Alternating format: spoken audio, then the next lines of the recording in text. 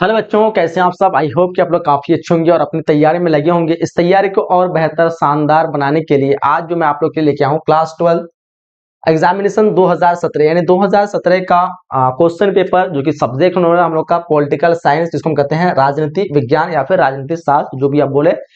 इससे पहले हम लोग ने 2009 से लेकर के यहाँ अब तक जो हम लोग कंप्लीट कर चुका है। ठीक है, इस प्लेलिस्ट में आप लोग को सारे पेपर मिल जाएंगे, तो आप लोग को सभी देखना है तो चैनल में जाइए और प्लेलिस्ट वाला सेक्शन में जाकर के आप लोग सारे पेपर को देख सकते हैं, या फिर डिस्क्रिप्शन बॉक्स में लिंक दिया गया। ऑल सब्जेक्ट के आप लोग को प्रीवियस ईयर्स मिल जाएंगे, क्योंकि प्रीवियस ईयर्स आपके लिए काफी इंपोर्टेंट है। जैसे कि मैं हमेशा बताते आ रहा हूँ, अगर आपकी तैयारी बिल्कुल जीरो है तो भी प्रीवियस करके आप लोग अच्छा तैयारी कर सकते हैं, और साथ ही साथ अपने आप को जांच कर पाए कितने प्रश्न आपसे बन पाते हैं, आपकी तैयारी अब तक कितनी हो पाई है। सारी चीजों को आप लोग को सोल्यूशन प्रीवियस ईयर्स करने के बाद ही मिल पाएगा।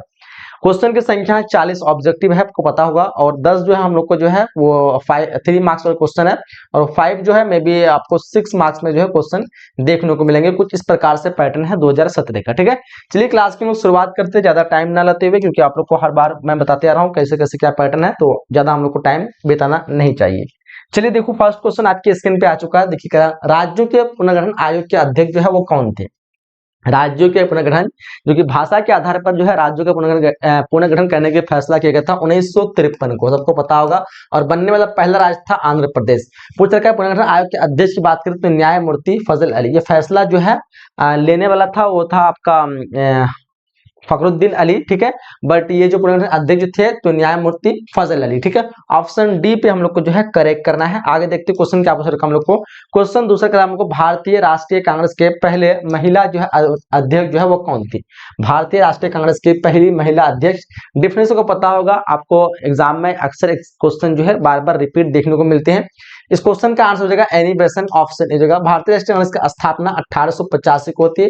इसके जो संस्थापक होते हैं ए और ह्यू होते हैं। साथ ही साथ बात करें आपको कि भारतीय राष्ट्रीय कांग्रेस के प्रथम अध्यक्ष, तो प्रथम अध्यक्ष जो है डब्ल्यू.सी. बनर्जी, इसको हम वेमस चंद्र बनर्जी के नाम से जानते हैं। ठीक है, तो आपको एग्जाम में ये भी क्वेश्चन पूछ सकता है कि भारतीय राष्ट्रीय कांग्रेस के प्रथम अध्यक्ष कौन थे, तो वेमस चंद्र बनर्जी।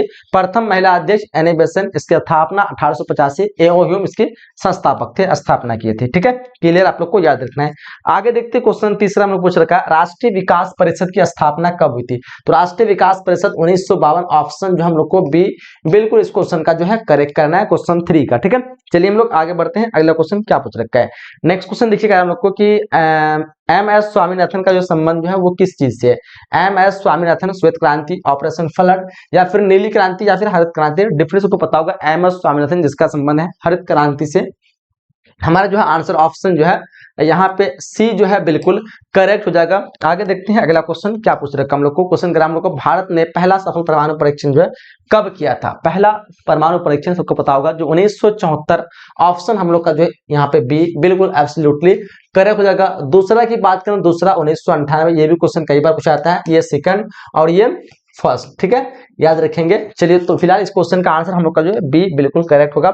आगे देखते हैं क्वेश्चन का हम लोग को, किस वर्ष चीन ने भारत पर आक्रमण किया था। इनमें से कौन सा वर्ष जो है जिस टाइम चीन ने भारत पर आक्रमण किया, सबको पता होगा 1962 को चीन ने भारत पर आक्रमण किया था। लगभग 1 मंथ की युद्ध हुई थी, जिसमें चीन की जीत हुई थी और भारत की हार हुई थी। चीन ने जो है भारत की कुछ सीमा को जो है कब्जा कर लिया। ठीक है, तो याद रखेंगे ऑप्शन इस क्वेश्चन का ए बिल्कुल करेक्ट हो जाएगा। आगे देखते हैं क्वेश्चन क्या हम लोग को, भारत में लौह पुरुष के नाम से जो है कौन जाने जाते हैं। भारत में लौह पुरुष के नाम से क्या वो महात्मा गांधी होगा, सरदार पटेल होगा, पंडित जवाहरलाल नेहरू होगा, इनमें से कोई नहीं। लौह पुरुष सबको पता होगा, सरदार वल्लभ भाई पटेल को लौह पुरुष के नाम से जानते हैं। 7 का आंसर सभी को ऑप्शन सी जो है बिल्कुल करेक्ट करना है।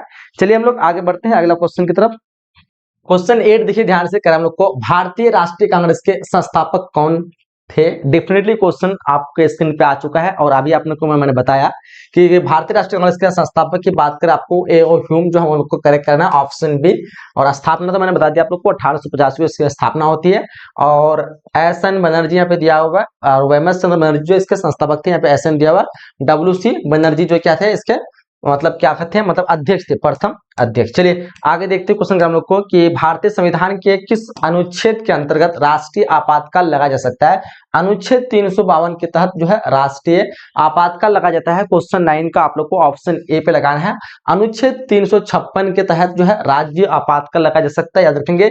अनुच्छेद 360 के तहत वित्तीय आपातकाल लगाए जा सकते हैं। तीनों चीजें आप लोग को याद रखना है, क्योंकि एग्जाम में आपको अलग अलग तरह से पूछ सकते हैं। अनुच्छेद 360 के तहत वित्तीय आपातकाल, आपातकाल पूछेगा, वित्तीय आपातकाल कौन से अनुच्छेद, अनुच्छेद 360। राष्ट्रीय आपातकाल कौन से अनुच्छेद, अनुच्छेद 352 के तहत राष्ट्रीय आपातकाल। राज्य आपातकाल कब, अनुच्छेद 356 के तहत राज्य आपातकाल। ठीक है, क्लियर, आप लोग को याद रखना है। आगे देखते हैं अगला क्वेश्चन हम लोग को क्या पूछ रखा है, ध्यान देंगे।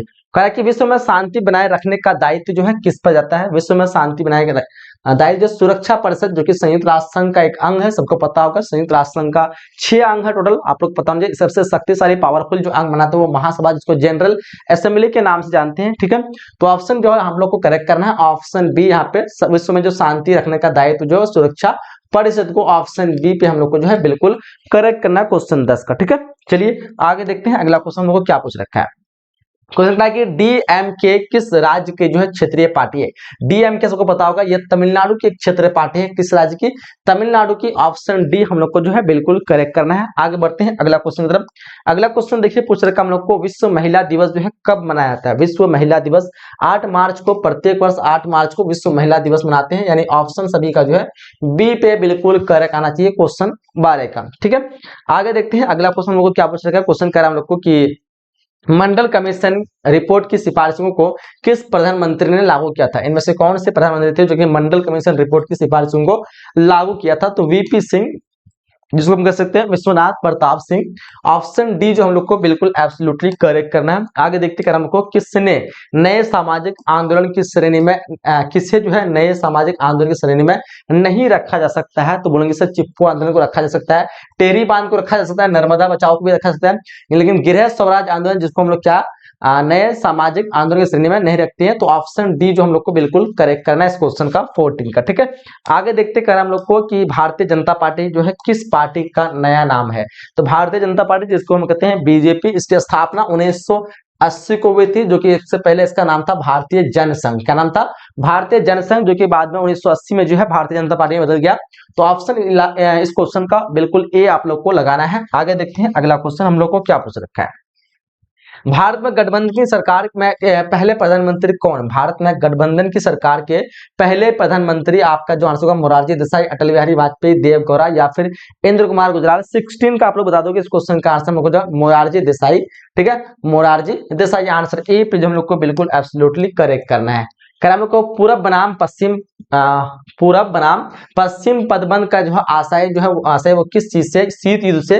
डेफिनेटली सभी का जो आंसर ऑप्शन बी पे करेक्ट होना चाहिए क्वेश्चन 17 का। ठीक है, चलिए आगे देखते हैं अगला क्वेश्चन हम लोग को क्या पूछ रखा है। क्वेश्चन कर हम लोग को, सोवियत संघ ने कौन सा गुट जो है बनाया था। तो सोवियत संघ ने एक गुट बनाया था जिसका नाम था वर्साई संधि। क्या नाम था, वर्षा संधि। आंसर जो हम लोग को जो है डी जो है बिल्कुल करेक्ट आंसर करना है। आगे देखते हैं नेक्स्ट क्वेश्चन लोग क्या पूछ रखा है। नेक्स्ट क्वेश्चन हमको 1955 के वर्साई संधि को है, कौन सा देश जो सदस्य नहीं था। तो देखो यहाँ पे सोवियत संघ बिल्कुल था। बताओ 19 में क्वेश्चन का आंसर क्या करोगे। तो यहाँ पे जो हम लोग का जो है पोलैंड जो कि सदस्य नहीं था, बाकी पूर्वी जर्मनी, पश्चिमी जर्मनी, ये सारे जो है सोवियत संघ के वर्साई संधि में जो है सदस्य था। आगे देखते हैं अगला क्वेश्चन पूछ रखा है कि 1917 में रूस में समाजवादी राज्य की स्थापना जो है किसने किया था। 1917 में सबको पता होगा, हमारा जो आंसर होगा ऑप्शन सी, लेनिन ने किया था 1917 में समाजवादी पार्टी रूस में। ठीक है, चलिए समाजवादी राज्य की स्थापना किया था। आगे देखते क्वेश्चन का हम लोग को कि परमाणु अप्रसार संधि पर किस राज्य ने हस्ताक्षर नहीं किया था। उत्तरी कोरिया बिल्कुल किया था, ईरान भी किया था, भारत जो है नहीं किया था। आंसर सी हम लोग को जो है बिल्कुल करेक्ट करना है। परमाणु अप्रसार संधि पर किस देश ने, भारत हमारा जो है ये हस्ताक्षर सिग्नेचर नहीं किया था। कर हम लोग को यूरो जो है क्या, सबको पता होगा यूरो क्या मुद्रा है और किसकी मुद्रा है, तो यूरोपीय संघ की मुद्रा को यूरो कहते हैं। आंसर हम लोग को सी रखा है क्वेश्चन 22 का। सभी का आंसर डेफिनेटली सी पे करेक्ट होना चाहिए। ठीक है, आगे देखते हैं हम लोग को अगला क्वेश्चन क्या पूछ रखा है। क्वेश्चन का हम लोग को, इंग्लैंड का वर्तमान प्रधानमंत्री कौन है। इंग्लैंड का वर्तमान प्रधानमंत्री, तो देखो यहाँ पे हमारा जो है ऑप्शन में तो इनमें से कोई नहीं है, क्योंकि करंट के हिसाब से आपको बताना है। करंट में उस टाइम पे तो थेरेसा थी। ठीक है, थेरेसा।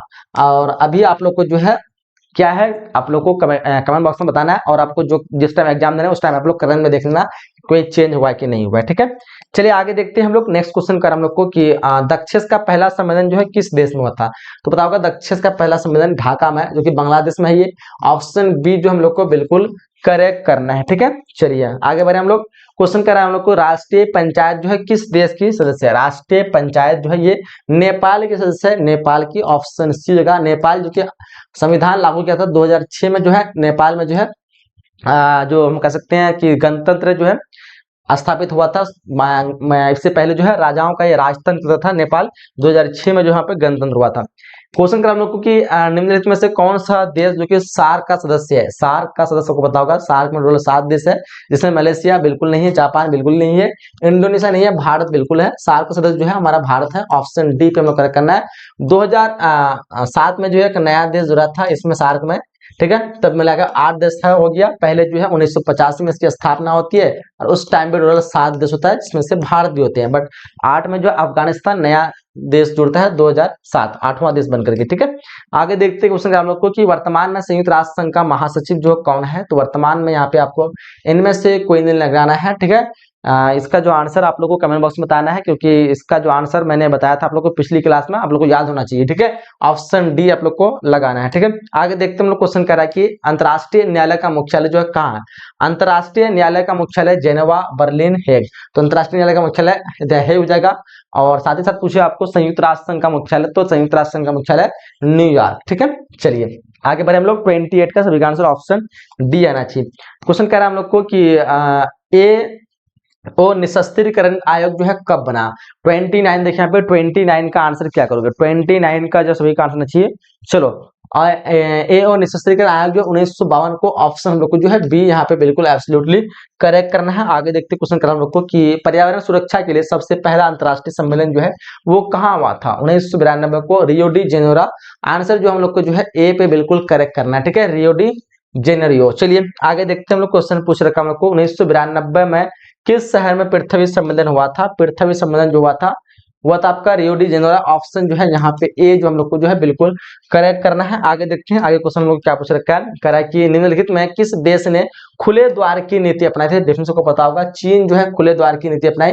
खुले द्वार की नीति मतलब अपना जो है प्रचार प्रसार किया। चीन ने जो भी बिजनेस, अपना जो भी माइंड यूज, मतलब जो भी चीजें वो बनाया वो पूरे विश्व में फैलाया, उस चीज का प्रचार प्रसार किया हो, जिसको हम कहते हैं खुले द्वार की नीति। आंसर डी जो हम लोग का जो है बिल्कुल करेक्ट हो जाएगा। और इस तरह चीन को काफी फायदा हुआ, जैसे देख पा रहे हो आप लोग, चाइना का सामान हर जगह प्रचलित है। खैर हम लोग को 1972 में भारत पाक के बीच हुए समझौते को क्या कहते हैं। 1972 में एक समझौता जिसको शिमला समझौता के नाम से जानते हैं। ऑप्शन ए जगह क्वेश्चन और भी बनता है। 1966 में जो समझौता उसको ताशकंद समझौता के नाम से जानते हैं। आगे देखते हैं क्वेश्चन कर हम लोग को कि भारतीय अर्थव्यवस्था जो किस प्रकार की अर्थव्यवस्था है। भारतीय अर्थव्यवस्था मिश्रित अर्थव्यवस्था है। आंसर हम लोग को जो सी बिल्कुल एब्सोल्युटली करेक्ट आंसर लगाना है। आगे देखते हैं कह हम लोग को कि अंतर्राष्ट्रीय मुद्रा कोष का मुख्यालय जो कहाँ पे है।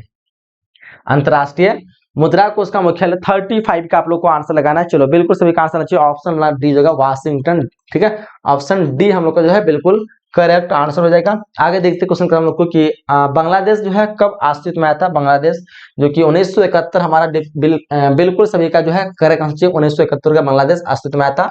1971 में भारत और पाक के बीच युद्ध होती है। पाकिस्तान 2 भागों में बटा रहता है, एक पूर्वी पाकिस्तान, एक पश्चिमी पाकिस्तान। और 1971 में ही जो ये पूर्वी पाकिस्तान जो एक अलग नया देश बनता है, जो कि होता है बांग्लादेश 1971 को। चलिए आगे देखते क्वेश्चन कर हम लोग को कि निम्न में से कौन सा देश जो है आसियान का सदस्य नहीं है। क्या वो इंडोनेशिया होगा, सिंगापुर होगा, फिलीपींस होगा या फिर श्रीलंका होगा। 37 का जो है बात करेंगे। आसियान का सदस्य जो है हमारा श्रीलंका नहीं है, ठीक है। आंसर डी जो हम लोग को जो है बिल्कुल करेक्ट करना है। आगे देखते क्वेश्चन पूछ रखा हम लोग को, कह रहा है कि कौन भारतीय व्यक्ति भारत का प्रथम गवर्नर जनरल था। तो भारत का प्रथम गवर्नर जनरल सबको पता होगा, सी राजगोपालाचारी भारत का प्रथम गवर्नर जनरल था। अब देखो यहाँ पे ये मत सोचना कि प्रथम तो लॉर्ड माउंटबेटन पर क्या है, क्योंकि आप लोग का जो दिमाग थोड़ा खुला नहीं है, ठीक है। यहाँ पे क्योंकि भारतीय पूछ रखा है, लॉर्ड माउंटबेटन जो है ब्रिटिश था, इसलिए जो भारतीय पूछ रखा तो सी राजगोपालाचारी जो कि प्रथम हो जाएगा, ठीक है। आगे देखते क्वेश्चन कर हम लोग को कि किस देश ने सुरक्षा परिषद में निषेध अधिकार का सर्वाधिक बार प्रयोग किया। सबसे अधिक बार जो इस्तेमाल किया वो रूस ने। किसने किया? रूस ने। निषेध अधिकार क्या था कि इसमें अगर 5 देशों को निषेध अधिकार प्राप्त है, तो आप लोग को पता होगा निषेध अधिकार में क्या होता है कि कोई भी अगर फैसला हो रहा है इंटरनेशनल लेवल पे, अगर कोई भी देश अगर उस चीज पे एग्री नहीं होता है तो वो जो है मना हो जाएगा। तो सबसे अधिक बार जो है एग्री जो नहीं की बात करें तो रूस हुआ है, मतलब कोई भी फैसला पे जल्दी एग्री नहीं हुआ, यानी सबसे अधिक निषेध अधिकार जो है यही जो है यूज किया है। ऑप्शन सी हम लोग को जो है बिल्कुल करेक्ट करना है। कर हम लोग को कि योजना आयोग को भंग करके एक आयोग लाया गया था जिसका नाम था नीति आयोग। क्या था? नीति आयोग। ऑप्शन ए पे हम लोग करेक्ट करना। 2014 को योजना को भंग करके जो है नीति आयोग लाया गया था 2015 को। क्वेश्चन क्या हम लोग को कि अच्छा यहाँ पे 40 क्वेश्चन है ना, हम लोग को ऑब्जेक्टिव में 40 ही क्वेश्चन देखने को मिलेंगे। 40 MCQ ही जो है हम लोग को देखने को मिलेंगे 2017 में अब बारी आती है सब्जेक्टिव की। तो सब्जेक्टिव भी आपके लिए इंपॉर्टेंट है, जैसे कि आपको बताया हमेशा मैं सब्जेक्टिव का भी आप लोग को बता देता हूँ कि सब्जेक्टिव आप लोग को बनाना है, ठीक है।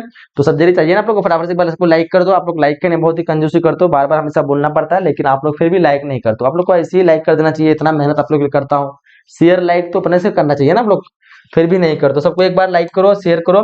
चलते हम लोग सब्जेक्टिव की तरफ। और सब्जेक्टिव में आप लोग को दे दे रहा हूँ काफी सारे क्वेश्चन, ये सब्जेक्टिव में इंपॉर्टेंट है, आप लोग को उतार लेना है। और होमवर्क बनाना जैसे बताता हूँ, अभी आपको अधिक से अधिक चाहिए प्रैक्टिस, लिखने पे ध्यान देना है कि हम कितना लिख पा रहे हो, कितने क्वेश्चन को बना पा रहे हो, ताकि एग्जाम में आप लोग अच्छे से लिख पाए। बहुत व्यवस्था से क्या समझते हैं, भारतीय राजनीति में कांग्रेस की प्रभुत्व में आप क्या समझते हैं, भारत में विविधता में एकता स्पष्ट करें, अथवा जम्मू कश्मीर भारत की अभिन्न अंग है, कारण बताएं। ये चीजें आप लोग को यहाँ से स्क्रीनशॉट लेकर के इसको आप लोग उतार लेना है, या फिर आप लोग को स्क्रीनशॉट लेना है। चलो देख लो, आप लोग 3 से लेकर 4 तक रोक करके लिख लीजिए, या फिर स्क्रीनशॉट ले लीजिए, ठीक है। उसके बाद 5 से लेकर के 6 तक, ठीक है। उसके बाद आप लोग को लेना है इधर 7 से लेकर के 8 तक, एंड फिर ले लेना है आपको इधर 9 से लेकर के 10 तक, ठीक है। फिर उसके बाद आप लोग को यूज करना है इधर 11 से लेकर के, ये आप लोग का जो है 6 मार्क्स में क्वेश्चन है, ठीक है। 11 नंबर ले लेना है इधर, 12 नंबर से 13 नंबर ले लेना है इधर। उसके बाद 14 15 है ना, हो गया हम लोग को, और नहीं है, हाँ और नहीं है। तो इतना जो हम लोग को जो था ये सारे को आप लोग को खुद से होमवर्क बनाना है। और मैं जैसे बताता हूँ हमेशा होमवर्क पे आप लोग ज्यादा फोकस करेंगे, क्योंकि अभी होमवर्क जो है ना बनाएंगे तो आपको लिखने का प्रैक्टिस होगा और आप एग्जाम में लिख पाएंगे, क्योंकि बहुत सारी चीज आप लोग को याद हो जाएगा, लेकिन एग्जाम में जब लिखने के बाद आएगा ना आपको तो याद रहेगा, लेकिन आपको पता नहीं चलेगा स्टार्टिंग कैसे करना है। तो वो स्टार्टिंग तभी पता चल पाएगा जब आप यहाँ पे डेली होमवर्क बनाएंगे, डेली आप लोग लिखने का प्रैक्टिस करेंगे। कोई भी क्वेश्चन पूछा जा रहा है उसको आप लोग बनाइए कि किस तरह मुझे बनाना है, तभी ना एग्जाम में आगे तो बना पाएंगे। पता चला कि यहाँ पे आपको लिखने का आता नहीं रहा और एग्जाम में गया तो वहां भी आप लोग सही से लिख नहीं पा रहे हो। तो इसलिए मैं कहता हूँ हमेशा होमवर्क आप लोग बनाएंगे, जो भी चीज दी जा रही है आप लोग को उसको लिखने का प्रैक्टिस करेंगे, आंसर राइटिंग करें, जिससे आपकी एग्जाम की काफी अच्छी तैयारी हो जाएगी, ताकि आप कुछ भी नहीं भी आता तो कुछ भी लिख सके एग्जाम में, ठीक है। चलिए क्लास में लोग ये तक एंड करते हैं, मिलते हैं अगले सेशन में। आप लोग लाइक कर देंगे। जब तक के लिए जय हिंद, जय Bharat and thanks for watching.